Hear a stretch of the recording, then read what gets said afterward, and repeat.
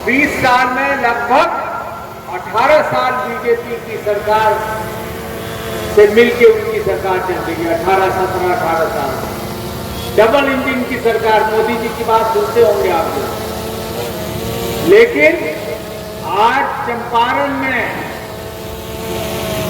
या बिहार के किसी भी गांव में आप चले जाए, कोई ऐसा गांव नहीं मिलेगा जहां के कम से कम 100 से 500 युवा हिंदुस्तान के अलग अलग कोनों में मजदूरी करके नहीं अपना पेट पाल, अपने परिवार का देखभाल नहीं करते। आपको ताजुब होगा, एक तरफ हिंदुस्तान की आवाम की सालाना इनकम 2.5 लाख है, जो लगभग 20,000 महीने होता है, और चंपारण का अगर आप सालाना जोड़िएगा तो उनके महीने के बराबर। आपका इंडिविजुअल मतलब एक शख्स का अगर सालाना इनकम माना जाए तो वो 23,000। कहाँ 23,000 सालाना और कहाँ 20,000 23,000 महीने का। ये दुर्दशा हो गई हमारे बच्चे जब नौकरी के लिए गुहार करते हैं तो उस पर लाठी चलाया जाता है। हमारे लोग लोन के लिए जाते हैं, उनको लोन नहीं मिलता। हमारे बच्चे स्कूल जाते हैं तो वहां पर टीचर नदारत, और टीचर का इम्तिहान लीजिए तो पता चलता है बच्चे से बेहतर, मतलब टीचर से अच्छा तो हमारा बच्चा है, वो ज्यादा जानकार है। ये स्थिति है बिहार। हम लोग चाहते हैं कि आप गौर करें। हम लोग चाहते हैं कि जिस हिम्मत से आरएसएस का और मोदी जी का मुकाबला राहुल गांधी जी अकेले कर रहे हैं, उनका हाथ आप मजबूत करें, क्योंकि वही जब आएंगे तभी यहाँ पे हालात सुधरेगा। 2 दिन कबल आए थे हमारे बिहार में, क्या करने आए थे भाई? छात्रों से मिलने। ये 56 इंच अपने सीने को दिखाने वाला मोदी, जिसकी डबल इंजन की सरकार यहाँ पे चल रही है, और सुशासन बाबू नीतीश जी इतना डरते हैं राहुल गांधी जी से कि उनको छात्रों से नहीं मिलने दिया गया। अब बताइए, ऐसा कहीं हो सकता है? कहीं सुना है आपने? आप लोग के पास आके हमारी आवाज और बुलंद है, वो सिर्फ इसलिए क्योंकि आप और आपके पूर्वजों ने यहाँ पे बापू जी को, या बापू जी की कर्म भूमि जो हम कहते हैं, वो आपके और आपके पूर्वजों के साथ से उनको हिम्मत मिली और जोर मिली, और तब आजादी मिली। आपको उठना होगा, आपको एकजुट होना होगा।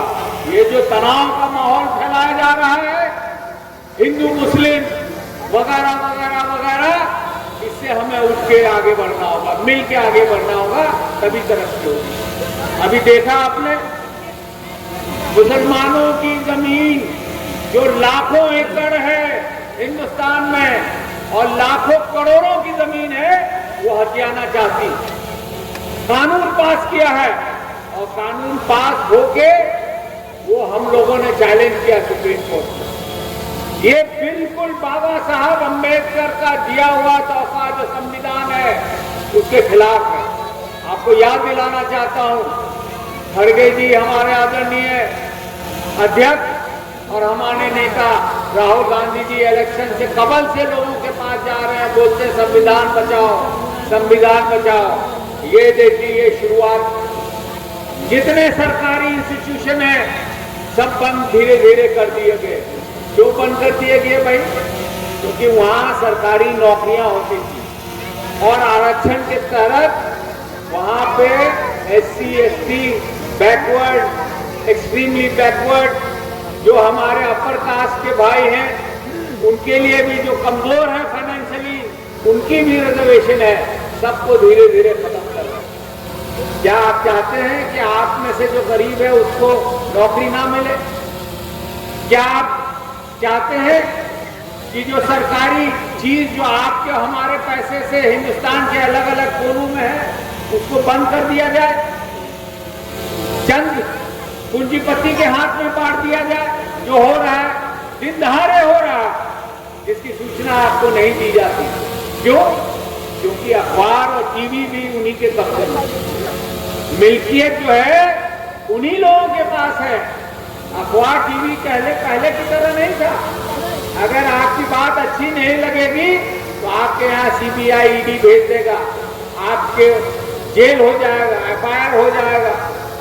आप धरने में जाते हैं अपनी मांग के लिए, लाठी चार्ज होता है और एफआईआर अलग होता है। लाठी खाइएगा तो 2-4 दिन में ठीक हो जाएगा, लेकिन एफआईआर हो गया तो महीनों से महीनों तक कोर्ट कचहरी का आपका वक्त उठ रहा है।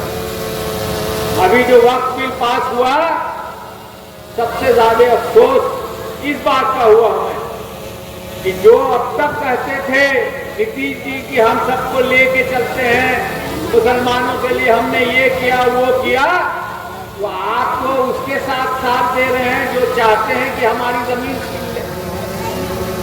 तो आपकी जो हकीकत है वो तो पता चल गई।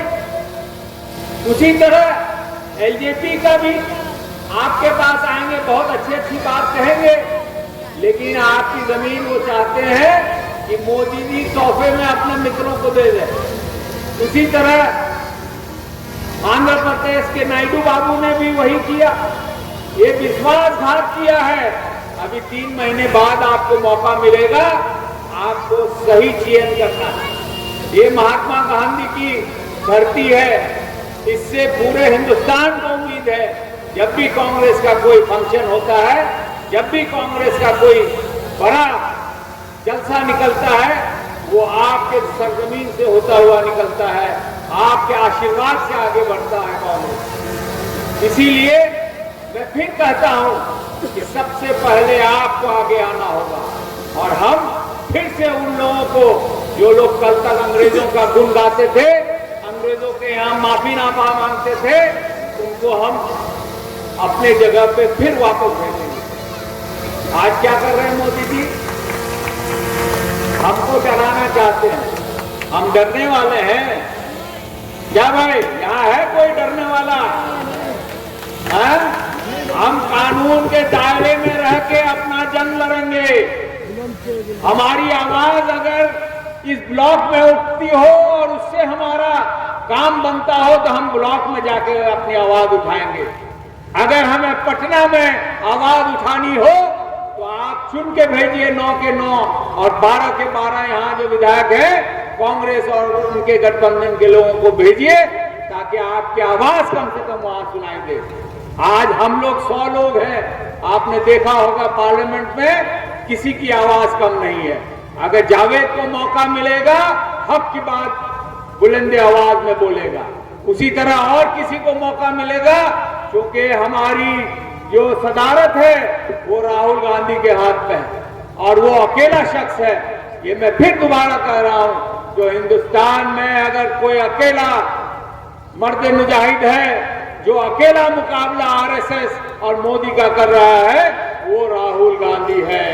और अगर आप जानते हैं और समझते हैं कि वो आपके हक की बात कर रहा है, तो आपको उसका हाथ मजबूत करना होगा। जितने हम लोग यहाँ पे हैं वो आपके बीच आए हैं, आपके छात्रों से, आपके बच्चों से मिलना चाहते हैं। मिलके क्या करना चाहते हैं? उनका दर्द दुख सुनना चाहते हैं, उनकी परेशानियों का सुनना चाहते हैं और उसका हल निकालने की बात करते हैं। आप जानते हैं, आपको ताजुब होगा कि आपको गैस का सिलेंडर जो है 900 और 1100 के बीच में मिलता है, लेकिन जहां जहां कांग्रेस की हुकूमत है 500 रुपए में गैस मिल रहा है। हम जो वादा करते हैं हम देते हैं। वही नहीं, महिलाओं को भी महीने में देते हैं। मोदी जी ने क्या कहा कि हम किसानों को 6000 देंगे। बहुत अच्छी बात है, दीजिए। लेकिन भैया आप जो इतना फर्टिलाइजर का दाम बढ़ा दिए, बिजली का दाम बढ़ा दिए, आप बीज का दाम बढ़ा दिए, तो हमारा कट्ठा में जो पहले 5000 में काम हो जाता था, अभी तो 15000 में हो रहा है। तो आप तो उल्टा हमको 6000 दे के 15000 हमसे हमारा पॉकेट मारी कर रहे हैं। कर रहे हैं कि नहीं कर रहे हैं बताइए? क्या मैं आंकड़ा गलत दे रहा हूं आपको? हकीकत है कि नहीं है? तो ये कैसे दूर होगा?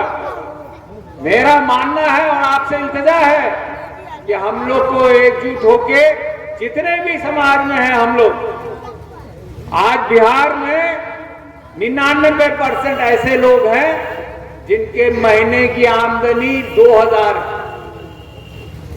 तो परिवार में अगर 5 लोग हैं तो उसकी आमदनी कितनी हुई? 10,000। आप झोला लेके जाते हैं सब्जी लेने तो एक दिन में कम से कम 100 से 300 रुपया खर्च हो जाता है। कैसे पालिएगा? कैसे बच्चों को पढ़ाइएगा? तो सुधार अगर चाहिए तो हम लोग को एकजुट होना होगा। आखिर में मैं ज्यादा और वक्त ना लेते हुए मैं